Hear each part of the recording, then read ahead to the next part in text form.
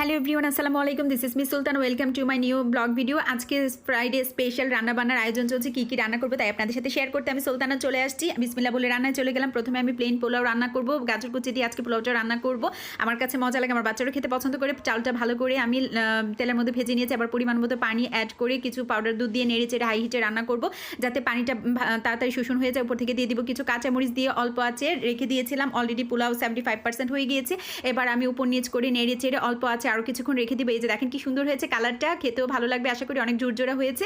পোলাও রান্না শেষ। এবার রান্না করছি মুরগি। এখানে আমি দুটো সোনালী মুরগি নিয়েছি, হাতে মশলা মাখিয়ে বসিয়ে দিয়েছি। অলরেডি মুরগি কষিয়ে গিয়েছে। এবার ভাজা আলু দিয়ে নেড়ে চেড়ে ভালো করে মিক্সড করে অনেকক্ষণ যাবত কষিয়ে রান্না করবো। এই যে দেখেন কি সুন্দর হয়েছে কালারটা, ভাজা ভাজা হয়েছে। এবার পরিমাণ মতো ঝোল দিয়ে হাই হিটে রান্না করবো বলক আসা পর্যন্ত। উপর থেকে আমি একটু ফোড়ন দিব, রসুন কুচি, পেঁয়াজ কুচি আর শুকনো মরিচ দিয়ে আমি গরু মাংস মুরগির মাংস ফোড়ন দিই, তাহলে খেতেও ভালো লাগে, টেস্টও ভালো আসে, স্মেলও ভালো আসে।